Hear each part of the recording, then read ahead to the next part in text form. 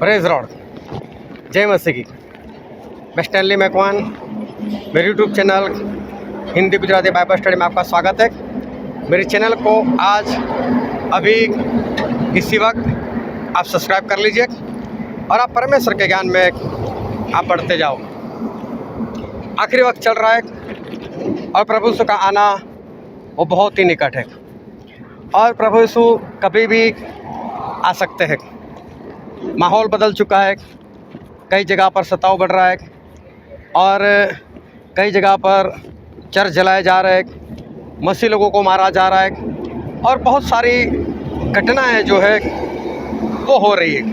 और प्रभु यीशु ने यही कहा था कि मेरे आने के वक्त ऐसे निशान होंगे कि जगह जगह पर सतावट होगी, मेरे नाम के कारण लोग तुमसे बैर रखेंगे, तुम्हें मार देंगे और तुम्हें गिरफ्तार भी करवाएंगे। ये सारी बातें प्रभु यीशु ने भी कही थी और साथ में प्रभु यीशु ने ये भी कहा था कि जाति जाति के विरोध में काम करेगी, लड़ाई करेगी, देश देश के विरोध में लड़ाई करेंगे। तो ये सब कुछ आज हम देख रहे हैं और आज जो प्रचारक है जो प्रचार कर रहे हैं और आज भी देखो कई जगह पर जो प्रचार हो रहा है वो प्रचार को जब हम सुनते हैं तो कई जगह पर आशीष, चंगाई और छुटकारे के ऊपर प्रचार हो रहा है। मैं ऐसा नहीं बोलता हूँ कि आशीष परमेश्वर की नहीं होनी चाहिए, चंगाई नहीं होनी चाहिए, छुटकारा नहीं होना चाहिए, ये सब कुछ हमारे लिए ज़रूरी है।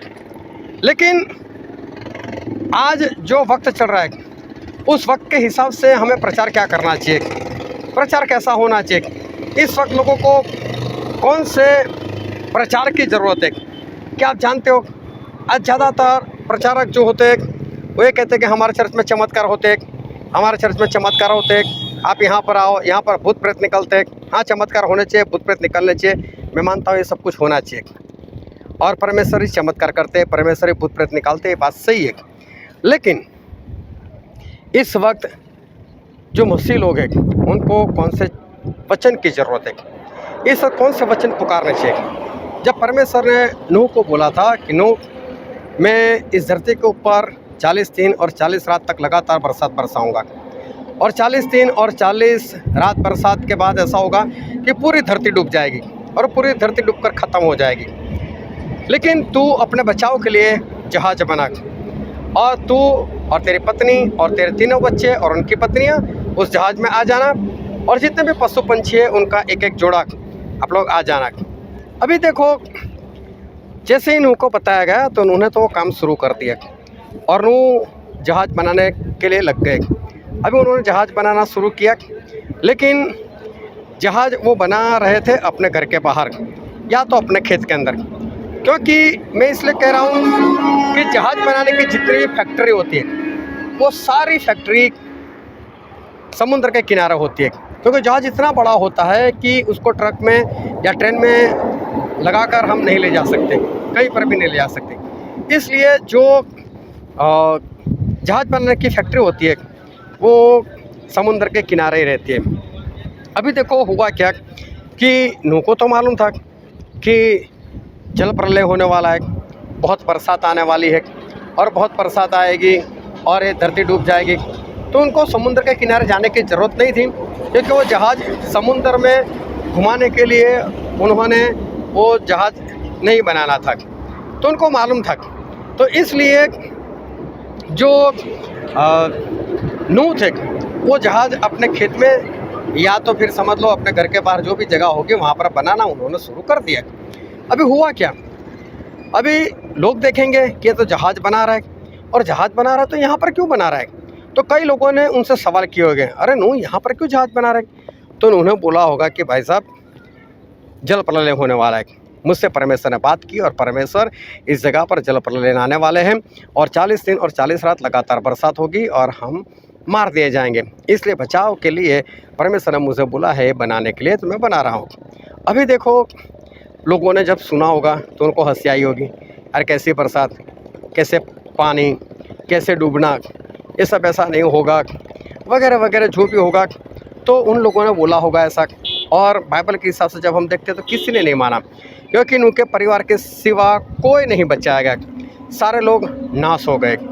अभी देखो, जिस वक्त बरसात शुरू होगी तो पहले दिन तो लोगों ने बहुत आनंद किया होगा, जब नूह और उसके सारे परिवार जब चले गए होंगे जहाज़ के अंदर, तो बाकी के लोग जो थे उन लोगों ने सोचा होगा ये पागल लोग हैं। लेकिन जब पहले दिन बरसात गिरी होगी तो लोगों ने देखा होगा क्या बात है, मज़ा आ रहा है, और बाहर जाकर लोगों ने बरसात में भीगना, नहाना, वो सब किया होगा। लेकिन उसके बाद दूसरे दिन भी बरसात, तीसरे दिन भी बरसात, चौथे दिन भी बरसात, फिर तो क्या हुआ होगा मालूम है, पानी इकट्ठा होना शुरू हो गया होगा। तब लोगों को डर लगने लग गया होगा कि अब क्या होगा, अब क्या होगा। और फिर डर लगते लगते फिर तो पानी इतना जमा होने लग गया कि अभी लोगों के घर में घुसना शुरू हो गया। अभी लोग सही में डर गए होंगे, अभी लोग भागे होंगे, और लोग भागे होंगे और उस जहाज़ के पास, क्योंकि इतने पानी में जहाज़ अभी तैरने नहीं लग जाता, तो वो लोग भागे होंगे जहाज़ के पास, ओ नूह दरवाज़ा खोल, नूह दरवाज़ा खोल, मैं तेरा पड़ोसी, मैं ये मैं वो। लेकिन नूह कैसे खोलेंगे, क्योंकि दरवाज़ा तो परमेश्वर ने बंद कर दिया था। तो वहाँ पर नूह जो है वो दरवाज़ा नहीं खोल सकते थे। अभी क्या हुआ कि जब उनसे जहाज़ में नहीं जाया गया तो फिर उन लोगों ने क्या किया होगा, पहाड़ के ऊपर भागने लगे होंगे, और लोग अपने अपने पास जो भी पहाड़ होंगे वहाँ पर पब्लिक भागने लग गए होगी। और जब पब्लिक उस पहाड़ के ऊपर भागी होगी तो ऐसा हुआ होगा कि पानी और भी बढ़ता गया, और भी बढ़ता गया। और मालूम है कि जो लोग पहाड़ पर होंगे, अभी भी बरसात बंद नहीं हुई, तो लोग क्या सोचते होंगे, क्या हम बचाए जाएंगे, क्या हम बचाए जाएंगे। अभी सोचो, ऐसा वक्त है, और समझ लो कि अंदाज़ा लगाओ, ऐसा कुछ बाइबल में लिखा नहीं है और है भी नहीं, लेकिन मैं ऐसा बोलता हूँ कि चलो अगर ऐसा हो गया कि एक पहाड़ है, उस पहाड़ के ऊपर एक बड़ा सा पेड़ है सबसे ऊपर, और वहाँ पर एक पास्टर जो है उस पेड़ जो है उसको पकड़कर खड़े हैं, और बाकी पब्लिक जो है वो वहाँ पर जमा हुई है बचने के लिए। बरसात अभी भी चालू है और किसी को ये नहीं मालूम कि हम बचेंगे या नहीं बचेंगे, मौत तय दिखती है। अभी सोचो, ऐसे वक्त पर अगर पास्टर को वहाँ पर प्रचार करना हो तो पास्टर क्या प्रचार करेंगे? पास्टर ऐसा प्रचार करेंगे, कोई डरो मत, हमारे परमेश्वर आशीष देने वाले परमेश्वर है, और हमारे परमेश्वर ऐसी आशीष देंगे, ये आशीष देंगे, वो आशीष देंगे। क्या ऐसा हो सकता है? क्या ऐसा प्रचार उस सबको सुनेगा?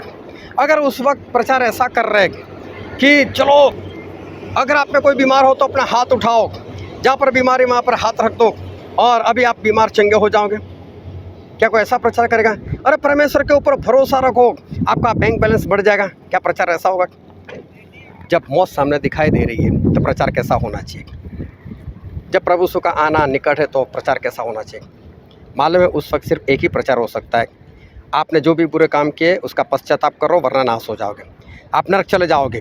एक ही प्रचार, और आज यही प्रचार होना चाहिए कि आप नाश हो जाओगे, इससे अच्छा है बच जाओ। आप नाश हो जाओगे, जल्दी से परमेश्वर को उद्धारकर्ता ग्रहण करो। आप नाश हो जाओगे, ये आशीष देने का वक्त नहीं है, ये चंगाई देने का वक्त नहीं है, बस बात ख़त्म है, अभी बात ख़त्म है। और इसलिए ऐसा प्रचार होना चाहिए कि इंसान बचाया जाए, इंसान परमेश्वर को अपना जीवन समर्पित कर दे, इंसान इस संसार से आज़ाद हो जाए। बस अभी तो यही प्रचार की ज़रूरत है। आप क्या मानते हो, ये बात सही है कि नहीं? और इसलिए मैं आपको भी कहता हूँ कि बस आप परमेश्वर को मानो, परमेश्वर को ग्रहण करो। ये आखिरी वक्त है, मौत आने से पहले, जल प्रलय आने से पहले, आग आने से पहले, या किसी भी तरह से मौत आने से पहले अपने आप को बचा लो और स्वर्ग तय कर लो। प्रभु उसने कहा है कि स्वर्ग में मेरे पास बहुत सारी जगह है, तो उस जगह को आप तय कर लो, कंफर्म कर लो अपनी सीट, और स्वर्ग में चले जाओ। परमेश्वर आपको आशीष दे। आमीन।